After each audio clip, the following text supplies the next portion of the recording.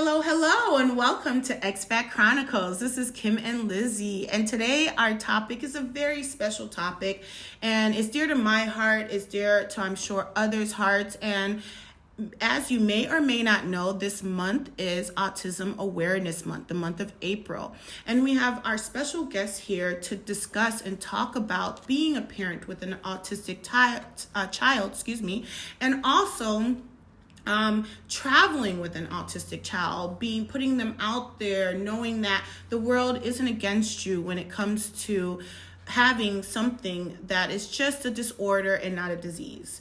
And we are very happy to discuss this topic, to share our thoughts, and of course, for you to leave those comments and tell us what you think.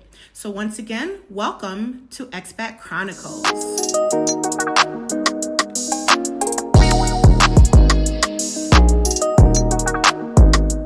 Okay, so just to kind of dive right into it, we're going to start off first with introducing our guest. So we want to introduce our guest here, Brandi Williams. Brandi, say hi. Hi guys, how are you? Hey, we're so happy to have you here. And for those who don't know, Brandi is actually visiting us from the US. She's here in the UAE, visiting, experiencing the culture, seeing how we navigate, move, etc. And so we're so happy to have her here. And just a little facts about Brandi. She is an I don't want to say elementary teacher, but she is a teacher and educator, a very wise educator, I want to throw in there, all right, who has a degree not just in elementary education, but also in Pan-African studies as well, an advanced degree. So she's really well-versed in teaching about the culture, the histories, etc. to our youth, and also identifying or being able to identify, not necessarily diagnose those with autistic needs, because herself has experienced that with her own son, which we'll get into a little later. She's been an educator for 15 years, and of course, she is a world traveler. Mm-hmm. I've actually been fortunate enough to travel with her to some of the locations that she's been to outside of the U.S. So we have that understanding and not just with herself. Let me rephrase that, not just with her, but also with her son as well. So it's not something, and that's something that we really want to get into about traveling with a son that has the disorder, the autism spectrum disorder, ASD. But before we get into that, let's kind of dive into understanding what ASD is. And Lizzie, I know you have a little facts you want to share with us, so go ahead and share that with us. Okay. Hey, everybody. We're going to start with a bit of some facts, the true hard cold facts. So autism spectrum disorder, commonly known as ASD, is a developmental disability that is caused by differences in the brain.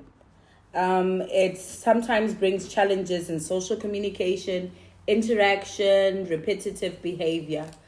And simply put, if I were to give a layman's definition on autism, I would say it's having somebody do things differently. They learn differently, they move differently, they play differently, and they pay attention differently.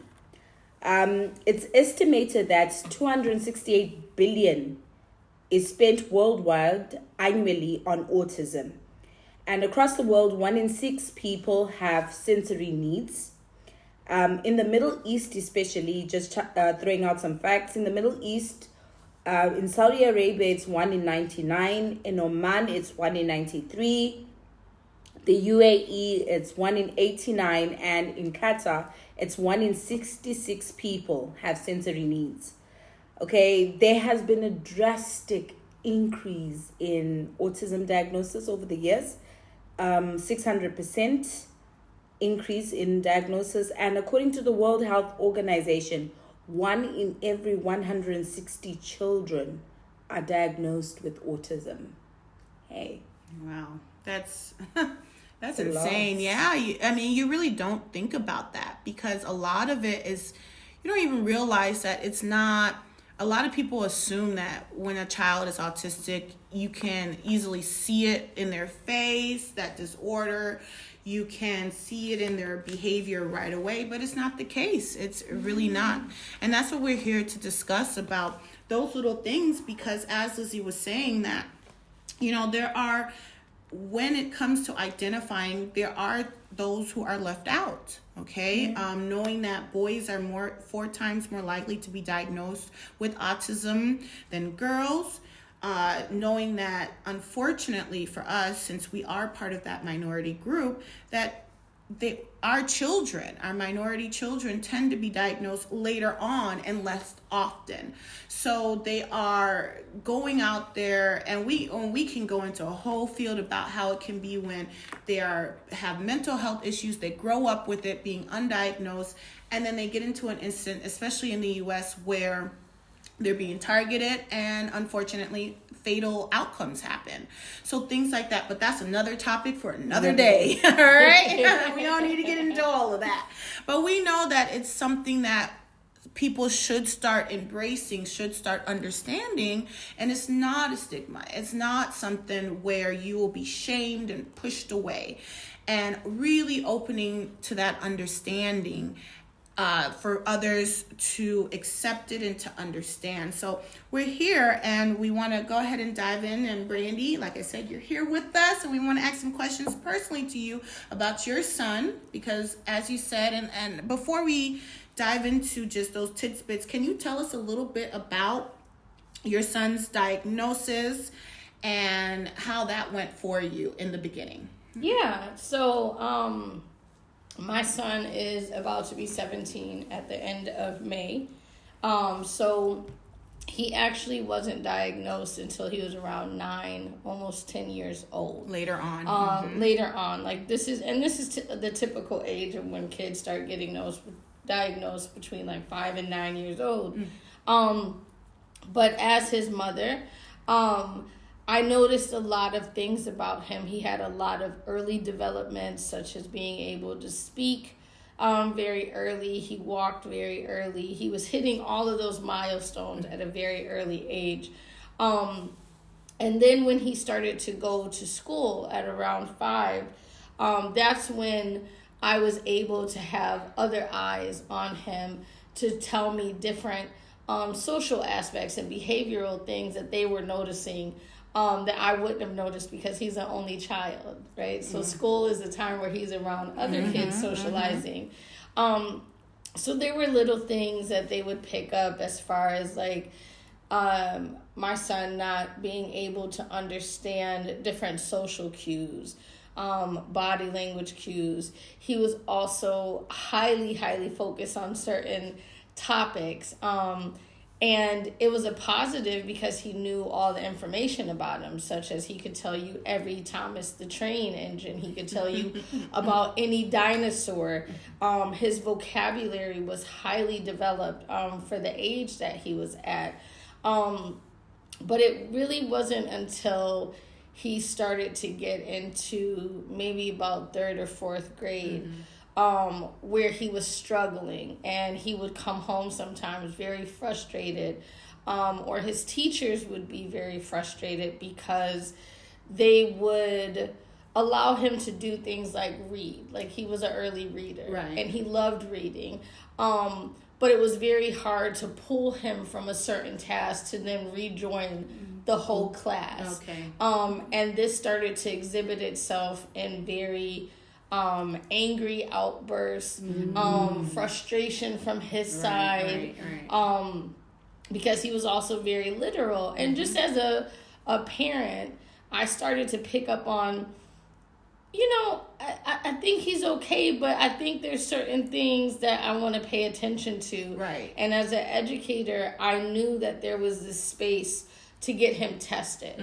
And my pursuing the journey of getting him tested was not so that he could just have this diagnosis to have it, but it was more about, I want to understand my child. Right. And I want other adults and students to understand him. And if there's something that I don't know about, and there's a language in this world, I want to be able to understand it, and I want to be able to access the supports. Right. And luckily, at the time when I was in New York, I was surrounded by a friend group that was very knowledgeable about autism, special education services, IEPs. So you had that support there, there, yeah. I had a lot of support, and they also are educators. Okay. And were able to recognize certain things and suggested, you know what, you should write in to get him tested. Because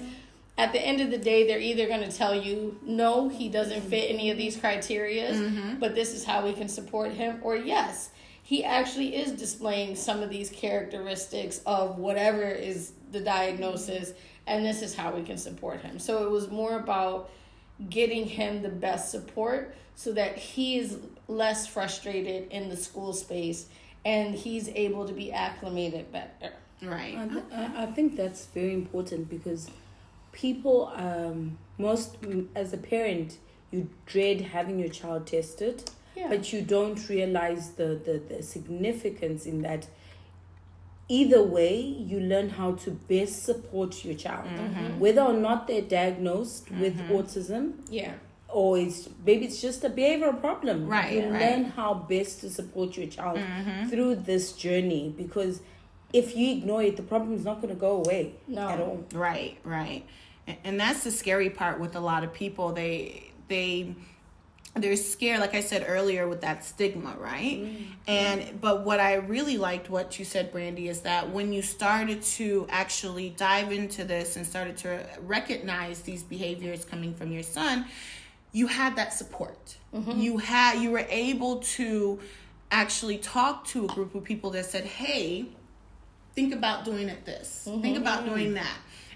But I want to say that probably happened because you were open to that communication. Definitely, right? definitely. And that's a large part, because let's be real, some people don't even know how to communicate within their own relationships, their own marriage, you know? Yeah. And so to communicate outside of that box towards something that you are already hesitant maybe and scared to say, oh my gosh, my child has this, has ASD or may have ASD, that's a hard part to do. And to hear that you were able to put yourself out there and say, hey, this is what it is. And the support that was shown to you, like, okay, do this, do that. Yeah. It's really endearing, because it may not always happen, or people may feel like it may not happen to them if they put themselves out there. And in reality, it's there. It's there to help you, even if you simply just go online. I know a lot of the newer generation may not use Facebook, but ours a little older, uses Facebook. And I have found so much information, just typing in the group, hey, can you help me with this? And the amount of people that are saying, hey, this is what you do, this is how you help, this is how you navigate, and you can pick and choose and see the help. It's endearing. It's really nice to see. Go ahead. Just the other side of it is, as parents, there's two ways. You could be the one with a child who could possibly have a diagnosis, or you could be the one with a child who is friends with somebody who has a diagnosis. Yeah. So as human beings, we need to become more aware about autism. Right. It's Autism Awareness Month. True. If you do not know what autism is, then this is the time you find out. Because everybody who is either affected or somehow, some way is in contact with someone who's affected. Right. And you need to either be the one who's supporting someone else, or you could be the one who needs the support. Right. Yeah. So you can't provide either one True. unless you're aware of what's going on. True. Yeah. And I really like what you said about learning how to support either yourself, people in your family, or people in your community, right? And I think as parents, one of the things that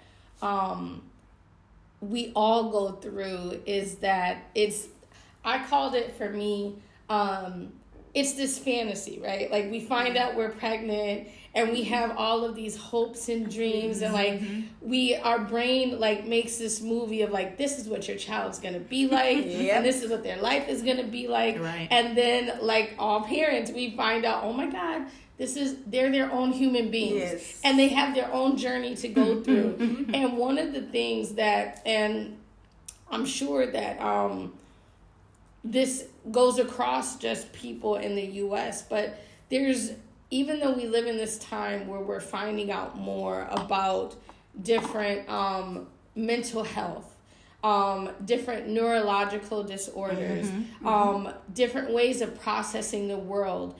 And I'm so glad to live in a space where like this information is out there. For a very long time. It's been this stigma that there can be nothing wrong with your child. And if there is something wrong with your child, then it's because you as a parent did something wrong.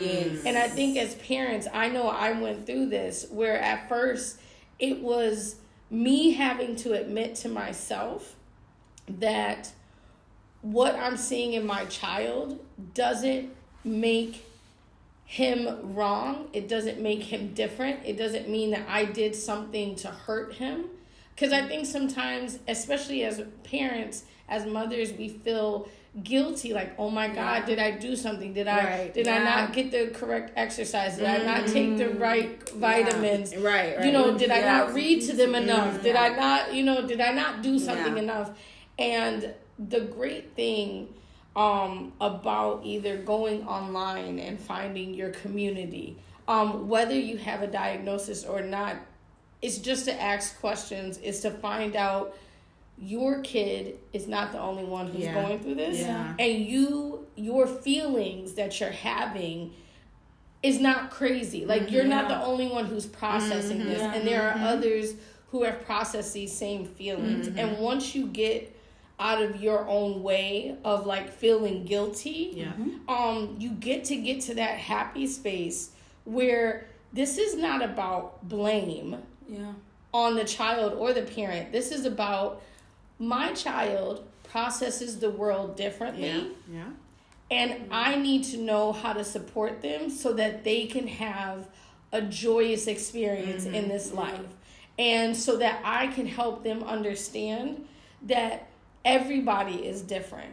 And just because you process the world differently doesn't mean that you're any less or better than anyone else.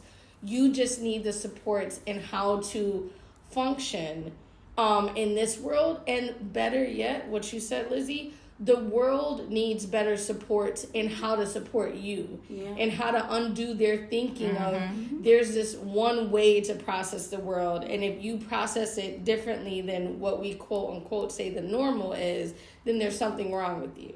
It's nothing wrong with you. You just process the world differently. Just like everyone processes the world differently, right? And when you say processing, because I want our audience to understand processing with an example. So Brandi, I know you shared an example of how your son processed death, I would love for our audience to hear, an example of how someone with ASD can process something like death. So can you share that with us as well? Definitely. So like. One of the key characteristics of autism spectrum disorder, and to be very clear, my son was diagnosed with Asperger syndrome. So a lot of the medical profession doesn't use Asperger syndrome anymore. They have just lumped this in with autism spectrum disorder. It's seen as a high functioning, whatever that means, because even that's problematic to say high functioning, low functioning. But it's part of the autism spectrum disorder. And a lot of people with autism are very literal, right? So the how many people learn that death is a negative thing, it's a sad thing, it should evoke sad emotions, empathy for others. People with autism, some people, because again, this is not a generalization across the board, right? But some people have a very hard time being empathetic to others' feelings, right? And that's part of the social cues and them having to learn how to assess what their words or facial expressions may be saying to other people. Right. So my great grandmother passed away. Obviously, I was very sad. My mother was very sad. We were crying, and my son noticed this and asked, "Well, why are you crying?" So we explained to him what was going on. And he just very matter-of-factly was just like, well, she's older and everything dies. He was like, don't you remember we learned that everything has a life cycle and everything dies? Right. So you knew she was going to die. So why are you sad about this? Right? And for some people not understanding his condition, right, or his way of thinking and processing the world, may be like, oh my God, he's so rude. He's empathetic. Like, but he's asking valid question. He's asking a valid question. He was asking a valid question, and it is a very matter of fact. So then it made me start to think like, oh my God. So where did I learn that this very matter of fact thing that's a part of all life cycles on this earth, where did I learn that you're supposed to have this emotion of crying? Because he didn't learn that, right? So it makes you just start to reflect on how many of our behaviors are learned behaviors. Yeah, that's right. So that's how that works. Yeah. You touched on a few. So when we're researching on this topic, there are like 5 major misconceptions on autism, and the first one was bad parenting causes autism, and you touched on that. So this is out there, guys. Autism has got nothing to do with someone's parenting. No. And having been around people whose kids are autistic, parents are judgy. So when you have an autistic child in the room and you see them jumping up and down, being highly energetic and so forth, we tend to be very judgy and say, oh, if this were my child, I wouldn't do that. Guys, this is autism. It's not bad parenting. It's nothing somebody did. And contrary to what people believe, you berating or shouting at the child doesn't help. It actually makes the situation a whole lot worse. Yeah. I feel like it makes it even worse even if the child wasn't autistic, to be yelling and berating a child in general, right? Like just those, but I understand these, like understanding the child. I'm sorry to go ahead. Yeah. And then, especially with your son, the second misconception was that being autistic means someone is intellectually disabled. That is not true. Your son is the very opposite of that. No, and that's the to me, that is the beauty of having a spectrum, right? And again, this might be a reach, but I've said it to you guys outside of the podcast. When you listen to the characteristics of things that someone with ASD could display, you will quickly find that, oh my God, I do this, right? I am highly obsessive over this one topic, right? I may like things in a specific order. When I get nervous, I may tap my pencil incessantly, or I may click my nails or chew gum, right? So these stemming behaviors are also part of the autistic spectrum disorder, right? And when it comes to intellect, I think that's such a sensitive topic that has been very problematic of how we understand intellect, right? Because whether you're diagnosed with autism or not, everyone is intellectually gifted in certain areas that may be highlighted in your academics or may be highlighted outside of an academic situation. Right. And just as a parent of I had to go through my own learning of what autism was and intellectualism was. It just helped me to understand that we knew so little and we had such a narrow concept of what being an intellectual is, and still do, because a lot of the times our intellectual characteristics display around, are you a good reader? Do you comprehend well? Do you do math well? Right. Can you write well? Like these very limited ways of showing your brilliance in an area. And while my son, yes, like you said, he's highly intellectual, right? He's never struggled in his academics or showing his test scores and all of these things very simply, there are people on the ASD, on the spectrum, that do have intellectual disabilities, right? Right. And this is where the spectrum comes through. So your child may have intellectual disabilities, or they may be highly smart. And with Asperger's, it's more of the social conditioning that they have some delays with, right? And it's not an intellectual or linguistic or language development. Your child also may be highly intellectual, but may have some developmental delays with language. Right. That they're not able now to communicate with you what Right. you know, but if you gave them a different space and way to show that intellectualism, they may be able to do it if it's not orally done. Now, you touched on something, Brandi, that I want to, I think a lot of people may not know about, is you said that, you know, you yourself, when you recognize you might have certain habits, you might do certain things. And a part of that could, I think a lot of people are unaware, is that ASD can be hereditary. Yes. And it can be passed down, you know, from generation to generation. And as we know, like coming from, you know, from our parents and our parents' parents and, you know, etc., it wasn't as recognized as it is now and today, you know? And so with that, can you tell us a little bit more? Because I know you learned a little bit more about that hereditary part when it comes to ASD.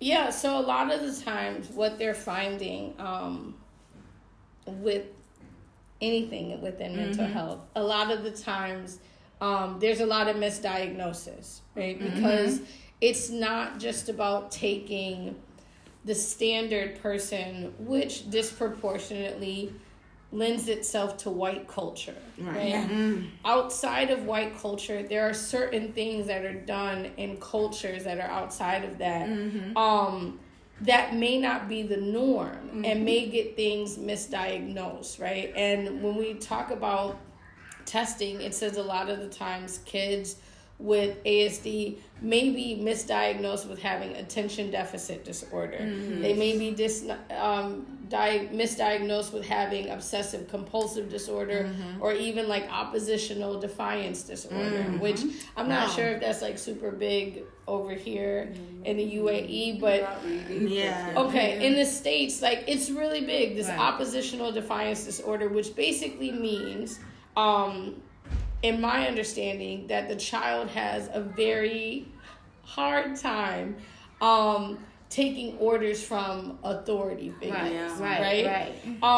Which I've heard older generations just be like, oh, that's just typical teenage behavior. That's typical middle school behavior. And they brush it off. And they have every right to brush it off because in their generation, they didn't have all of these diagnoses, right? And as we grow as humans and learn more about the brain, we're able to create these labels, good or bad, that help us to understand why people do what they do. Right? That's what all of this is about. It's just helping us understand why people do what they do.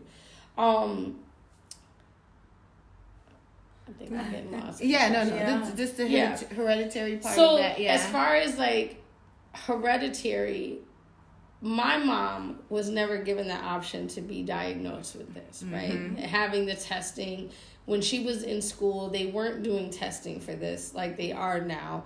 Her parents, the language wasn't there, right? So when we find out that these things can be hereditary, it could be as simple as going through some of these generalized lists and looking at some of the characteristics and be like, wow, you know what? My father was super obsessive about these particular facts. And that's one of the diagnoses. He's also very literal, right? He's also very rigid about how he does things. If there is something that's thrown off in his schedule, like that creates a whole block, right? And some of the things that I'm talking about the rigidness of your schedule and something coming in to interrupt your schedule, that causes issues with people who are on the spectrum. Being obsessive about certain topics, or finding it very easy to learn facts about things that they like, and being able to hold on to those facts. These are all different. These are just a few characteristics of people who are on the autism spectrum disorder. So you can easily go through that and ask your family members and find out, like, there's a lot of us who probably, if we were born in the right generation, would have been diagnosed. Right. And even having them go through the testing, because one of the great things about testing is that it opens you up to getting supports that you need, right? And getting certain treatments that might help you, whether these are treatments with social cues, getting therapy, getting physical therapies if you have physical limitations, or like my son, he wound up just needing a 504 plan, because even though he was very smart when it came to academics, he had trouble with his organization. So what's a 504? Just to clarify, what a 504 plan is? So in the U.S., we have two things that are given to, one of two things typically that are given to students who are tested and fall under special education.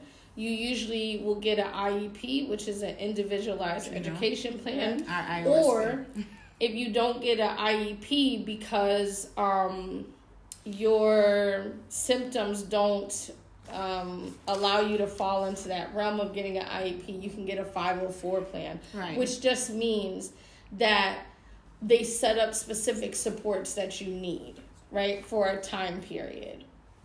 So his 504 plan included having a teacher, a special education teacher, be in certain classes with him that would be able to modify the teacher's lessons to best support him and his needs.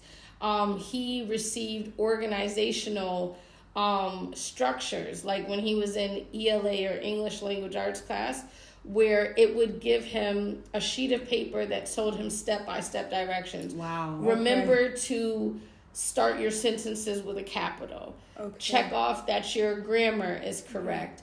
Make sure that you hit this point in the writing, right? So it literally broke it down and gave him step-by-step organizational structures, because that's what they found that he needed. In his writing, his thoughts were just all over the place, right? Versus if you would speak to him, it would come through as like, you know exactly what you're talking about. But if you looked at his writing, the way it was organized was all over the place. So they said, in order for us to support you, we're going to give you a checklist. So when you're finished doing your work, you go through this checklist and you make sure. So it's just about, again, helping the person have the supports that they need to be successful in that space. Right? So, for example, in the UAE, you probably won't get 504 plan. But they do have, they call them LSA or learning shadow teachers. They're shadow teachers, basically. Somebody who sits in with your child during a normal lesson and breaks it down for your child how best to do it. But please note, the UAE is still, like, there's still growing. I like to say that it's a baby. It's 51 years old. So, you're coming from a country that's, hundreds especially in the education realm, etc. and stuff like that. And so, they're still learning with that. But the fact that they even, are putting themselves out there now. And because I know for myself, when I was living in Korea, and that was about 10 years ago, it still was a stigma. All right. It's, at that time. But I did see the starting to understand the growth, because just imagine that I'm in a classroom with 30 something, young Korean girls, high school girls. And I mean, already it's, I'm teaching them English. It's a second language for them. So already I have to get through the language barriers. Then I'm talking to one, and she had, I want to say and I'm not qualified to diagnose children, all right, at all, but from my observations and such, I noticed that she had dyslexia. Let's put it like that, like a form of dyslexia. And I didn't, but of course, with that, her language not being English, of course, as her first language, being Korean, but just noticing how she was just simply writing just Korean letters, awkwardly and weird, and sometimes she would even mix in the English letters with it, and I'm just like, what, I'm looking at this like, what is happening here? What is going on?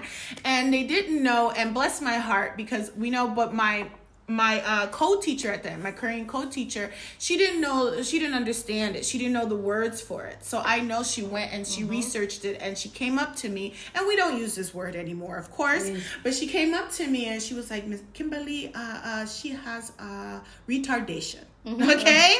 And I told her, Miss Kim, we don't use that word anymore. Right? But but it was something, and it told me that abroad here in Korea, that this is something still new to them. Still a word that they don't really understand. But the year before I left, the last year at that school, they were embracing it, let's put it. And so they actually created a special needs classroom for a few students where they would go in and they would spend that time with that teacher. Now granted, it was even though it was being embraced, it was still something that was still sensitive, because in that classroom they literally covered all the windows so you couldn't look in to that classroom. So and so that right there was like, I'm pretty sure the students, because I know teenagers can be malicious, but they wouldn't go after, if they understood, right? And so, but that right there told me, okay, they still are sensitive to this. They still, and it could be the parents too. It can't, not necessarily the teachers or anything. They're still sensitive to this. But the fact that they actually created this room, that they are saying, okay, we need to, it was wonderful. Because it's something that it's still, like we've said earlier, can be looked upon as wrong, but that was 10 years ago. I don't know the advancements that's probably happened today in this time in this world, but in Korea, but that was something that was definitely noticed. I think the fact that we're all educators here allows us to give a different perspective, and then Brandi, you're a parent as well, right? And then Kim and I are looking in as friends who are supporting friends and family with autistic children. So one of the few things I feel like over the years, we know there's been a change, and probably just the fact that there's Autism Awareness Month this month shows that awareness campaigns are ongoing. And not to criticize, but Brandi, what is it as a parent who of an autistic child would you have loved to see? You just got the diagnosis. It probably brought changes to your personal life, your son's life, your family life in its entirety. What is it like? What can you say you would like as a parent for people around to provide, and probably for educators as well? What type of support, or even, it doesn't have to be anything cracking or unique, but what is it in an ideal world? What would you have needed at that point? Yeah, that's a really good question. So at that point, so I'm a parent. Like, I'm going to assume most of the parents who are listening to your podcast who will do a deep dive into Google. That's not the best route to take, right? Because the deep dive into Google will sometimes take you down a rabbit's hole into like cancer and all the other things, right? Like Alice in Wonderland type stuff. But once I got the diagnosis, I was able to actually narrow my research, right? And it wasn't a guessing game of like, oh, it could be this, it could be that. I was able to now say, okay, he took the test. The professional said that it's coming up as Asperger syndrome. So now I can just focus on teaching myself how to do it. And luckily, we are living in a day and age where there's so much information on the internet that there are parental support groups if you want to take that route. There are articles and basically that teach the parents how to retrain our thoughts on how we communicate and best communicate with our children with autism, right? Because every child is going to need a different style of parenting, right? That's true. But when you get a diagnosis, and in this specific instance that is autism, it allows you to better understand some of the behaviors that your child is exhibiting. And then it helps you to not respond in such a negative way. There were many times that I don't like to admit, but I would get so frustrated with my son because he was constantly questioning things, or I would go out, it would just be like to an outdoor market or an outdoor space, and he would flip out in the most, to me, outrageous ways. But it was because I wasn't understanding that the noise level did something to his mental that was not okay, right? And because I was looking at it as like, this is a normal thing. Right. We're a family. We can come to an outdoor market. You should be able to be around all these people and this noise and just deal with it, right? Yeah. And not understanding that while the noise is not affecting me, right? Or that I've been able to adjust and learn how to deal with the noise outside. Him as a 7 or 8 or 9-year-old child does not know how to deal with this level of noise. Right. And it is disrupting him. And that means I need to take him out of this space. And that it's okay that he can't deal with this. So it allowed me to learn that I had to readjust and understand when it comes to large spaces, he's not going to be okay in that. So that might mean I need to limit the time that we're in those spaces, or I can do things to prepare him and say, you know what, we're going to be going into this space. It's going to be a lot of people. It's going to be a lot of noise. Take your earphones and take your iPad, right? And if you feel too stimulated, right? And this is the part where it comes to parents learning the language to then help their kids deal with these social situations, right? This is something you can do if your body feels like it's starting to get overwhelmed. If you're starting to get anxious, put your earphones on, right? Put your earphones on that help you cancel the noise and to focus on something that's going to keep you calm in these spaces, right? If I know we have to be there for a long time.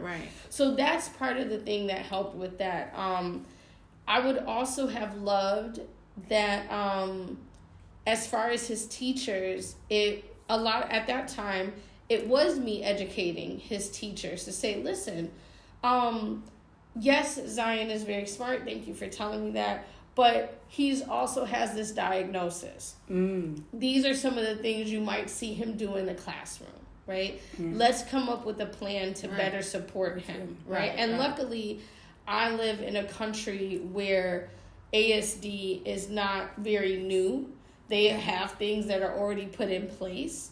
But the more educated I became, I was able to not just be a bystander and listener in the conversations where they were giving me like, these are the supports we can do. But I was able to actually participate in it and say, yes, these are the supports you can do, but this is also what he needs, right? How can you help put this in place as well? Whether it was extended testing time, whether it was when we do test, he needs to test in a space where there's only 5 or 6 students, right? He needs to be in a quiet space so that he can focus, right? I was able, because I had started to educate myself on some of the needs that he had, I was able to use the language in those conversations with the schools to help him get better supports, and also to help inform his teachers on like, these are some of the behaviors you might see, right? And as he got older, the supports that I had, luckily, there's a whole world of social media, and there's so many TikTokers and YouTubers that are in his age range who are openly talking about their autism and their Asperger's.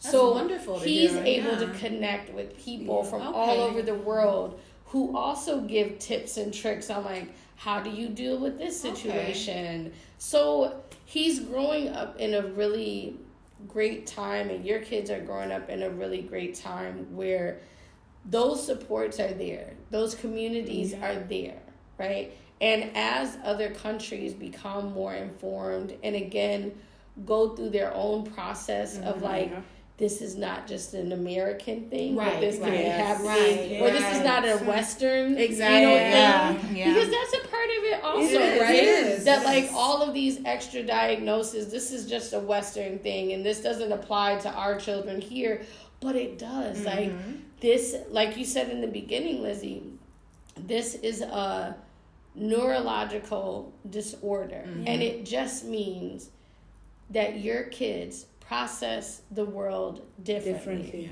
And we have to help them to navigate the world in different ways. And that might mean you have to teach them like, hey, when that person makes that face, that means they're getting agitated. So you might want to step back, right? Or you might want to go do something else. Or when you see someone crying, the correct response, right? Or the response would be to ask them if they're okay, to give them a hug. Because it might just be different social cues that maybe for a child who is neurotypical, you wouldn't have to explain. But for a non-neurotypical child, you just have to give them that extra lesson, extra learning of what we do. And that leads me, because you kind of touched on this, and this leads me into probably our last question here, and that is actually about your child's future, right? Because we want to remember now with Brandi's son, he has gone. She has taken him many places outside of the U.S., right? He has lived with her in Mexico. Considering this is still Expat Chronicles, okay? She has taken him to Mexico. He has even come to Belize and traveled. He has gone, many different places. Tanzania, if I'm not mistaken, as well. He's gone many different places, and especially with some of these places under the diagnosis, right? Of ASD. And what we want to share with parents listening to this who have a child with ASD and considering moving or going abroad or considering traveling with their child, that it is okay. It is possible to do that. And one great last example I want to share, because some parents worry about their child's future. Will they be able to thrive in this world without me? Will they be able to do things without me? Are they going to become independent where I don't have to worry every day that they're living on their own and they're hopefully they don't burn the house down, situations.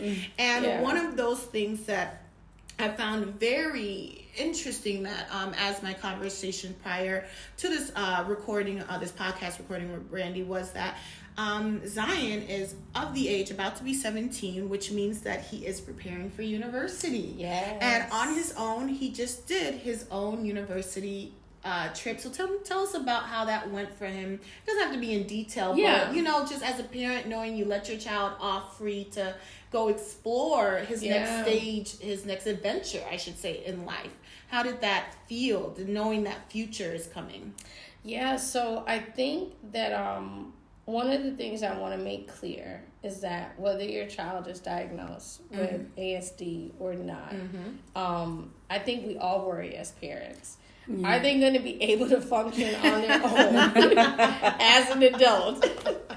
And just going through our lived experience, there's some things they're going to have to learn. There's, as much as we try to teach them and prepare them, there's a lot of things that they're going to have to learn on their own. So what has helped me go through that process? He went on his university tour on his own through the school district with obviously adult chaperones and a lot of other juniors and senior students. And at first he was very apprehensive about it. Did not want to go, but through some talking and explaining that, like, this is a part of your journey and it's okay. And luckily, again, I keep bringing up the advantages that this generation has with technology. He FaceTimed me in the call, right? And I believe he called me and texted me during those times where he may have been feeling a little anxious and didn't know. But I spent a lot of time with him talking about, like, these are the questions that you should ask when you get there. Lean on the support of the adults who are going to be with you if you need anything.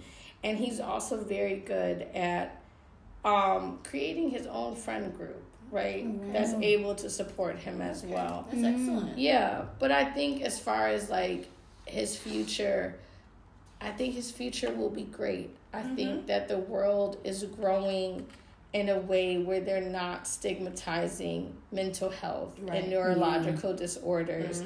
And they are in a space where they can be more comfortable to say, hey, you know what? Yeah, I do have an Asperger's or autism spectrum disorder diagnosis.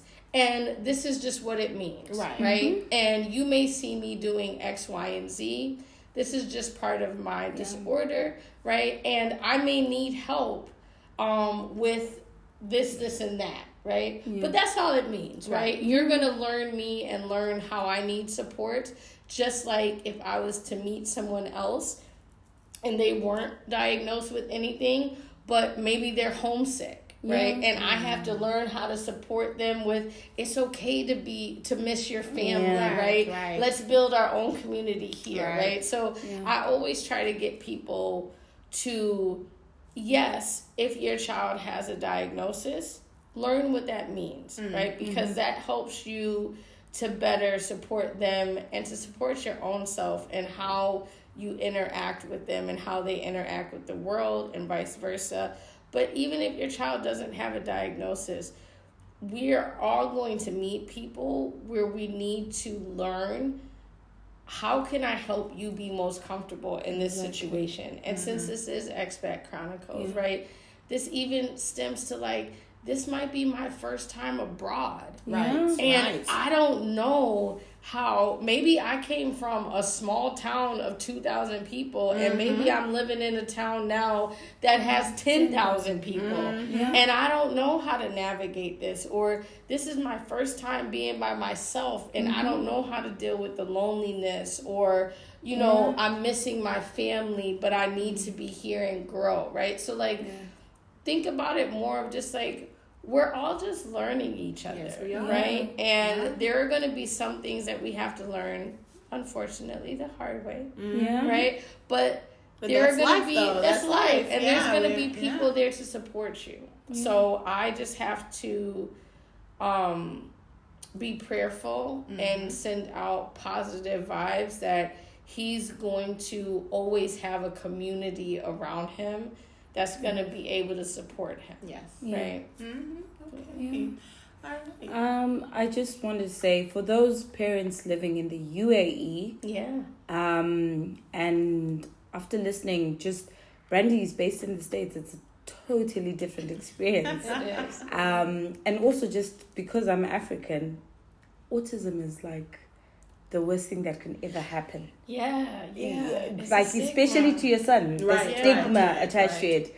And I'm glad that because we are expats, we get to see and experience things differently.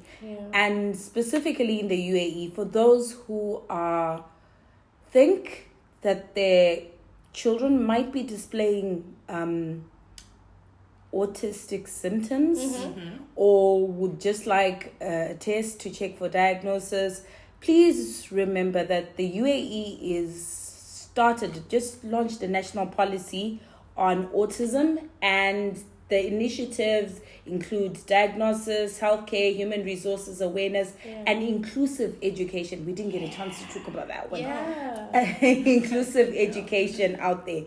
There are 95 centers in the UAE that deal with people with disabilities. They call them disadvantages. What do they? What's the word? People of determination. People of determination in the UAE, and 61 of these centers are specifically reserved for children with autism. Wow. So just Google out there, find out, and you can actually book a testing at any one of these centers. And then this is an interesting fact I found out recently. On the 16th of December, 2022, which is just a few months ago, Dubai launched an initiative. They want to be the first autism destination in the Middle East and Northern Africa. Wow. So they're going into a full-blown testing and training of anyone in tourism. Nice. Wow. Right, okay. so that includes their theme parks. They're starting with the theme parks to make them friendly for children with autism. Not just children, even adults with autism. And there are quite a few centers around Dubai that are being licensed to be autism safe centers for your kids to actually come hang out and have fun. So guys, keep your ear to the ground, check out the news. There's a lot. That's one thing I can say autism. about the UAE. Like, you know, a lot of people, of course, still think that the streets are made out of gold. They are not. But the growth has been insane here, and it's not just in the buildings and the, you know, and the technology, the innovations. It's in the care of, okay, the people matter too. There are people out there that need that attention, that need that focus. And, you know, and yes, we don't have these things in place, but guess what? We're going to make them. We're going to put them in place. And, you know, and like everything, it takes time to grow, to see the changes. It's not going to happen overnight, you know, but the fact that it started is the step that is needed. And so it's very nice to hear and see that the UAE recognizes this and says, hey, let's change this up. Let's do better, because we can. We can do better, you know, and so it's lovely to hear those facts, Lizzie. Thank you so much for sharing that, and thank you so much, Brandi, for coming all the way from the U.S., New York City, or not New York City, sorry, but New York, upstate New York, upstate New York, coming here to share her insights, share how it is, you know, for those parents out there, or even, you know, educators, non-parents, you know, family members, because even if you don't have a child, you might have a family, you know, a member who is part of this, and to really understand it and to know that it's okay, it's awesome, it's okay, you know, and let's grow and learn, you know, let's not move backwards, let's move forward. So once again, thanks again, Brandi. Thank you so much. And we enjoy having you here and hearing your insights. And once again, this is Expat Chronicles. Bye. Bye.